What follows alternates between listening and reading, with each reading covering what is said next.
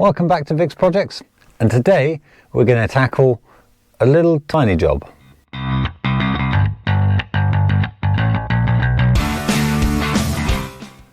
At the minute, as you can probably tell, I am waist deep in quite a big job. And what do you do when you're waist deep in a big job? You go, while I'm here, I'll just do that one little job. And that's what today's video is about. So this little tray here is all a bit manky and horrible. So today we're going to fix that. It looks like a long time ago, probably from the factory, this thing was flocked. Now, I think it's a different adjective that begins with F that you could use to describe this.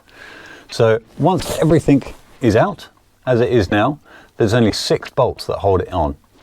Well, 2 nuts, both of those are already undone. 4 bolts along here, 2 of which are missing. So it's just 2 bolts and we can get this one out.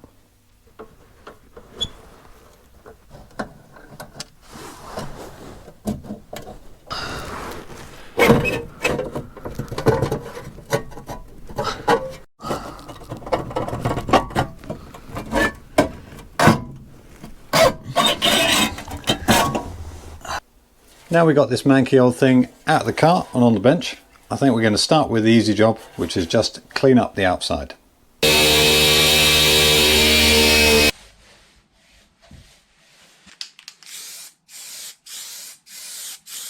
So now the outside's looking lovely, we've got to sort out the inside. And I think this one's going to be a bit more tricky because I've got to try and get that in there. I don't think it's going to fit. Well, I didn't get very far with that one, so let's try with this one.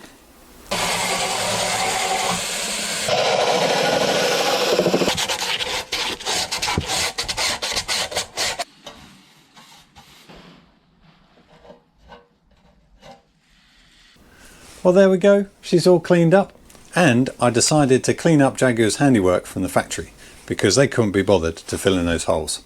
Soon I was there, I thought I'd do it and just make it all nice and smooth so it looks lovely once it goes back in. Now it's at this point we would start the flocking process. However, this is Vic's Projects. And what do you need in your car these days that you didn't need back in 1960? Well, that is of course USB.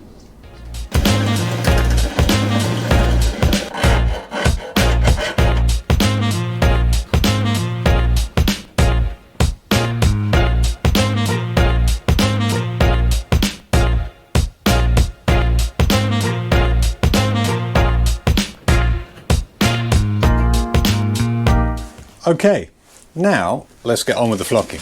And I've bought myself a handy little kit. So let's have a look what's in here. We have, of course, some instructions. We've got some flock.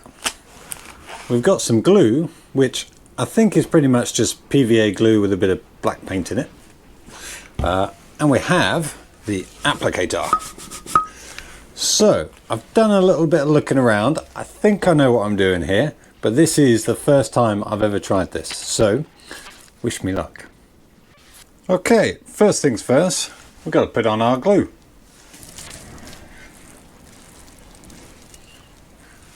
Now they say you got to get it just everywhere, just absolutely cover it nice and thick. You can't go too hard on this stuff, just cover it all. The next thing is we put the flock into the applicator. And we don't want to fill this up all the way. It said about halfway. I might go a little bit less than that and I can always refill it just so that it can all aerate when you're using it. So let's have a go. Okay, so mask on and let's have at it.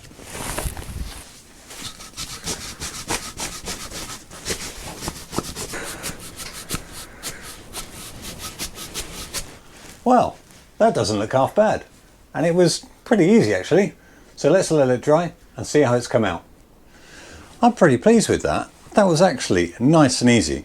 However, one thing I did notice, where I'd used the Hammerite smooth paint, the glue didn't actually stick to that very well and it just kind of sat on the surface.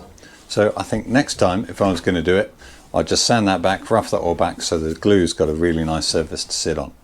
So what has ended up? Well, overall it looks really good. However, there's a couple of patches just where that glue pulled away and there's been nothing for it to stick to. So we're going to brush all the excess out, put some little dabs of glue in and have another go. One complication to having another go is we've just had pretty much the 100-year storm, and it damaged the roof and this whole place just got covered in water, which means the cardboard thing that I used is not very happy. I've damaged it trying to get it all apart. However, I think it will still work. I just need to wrap that up, cross my fingers, and we'll have another go with this. If we can't use this, then we're going to have to find another solution. So fingers crossed I can get this working again.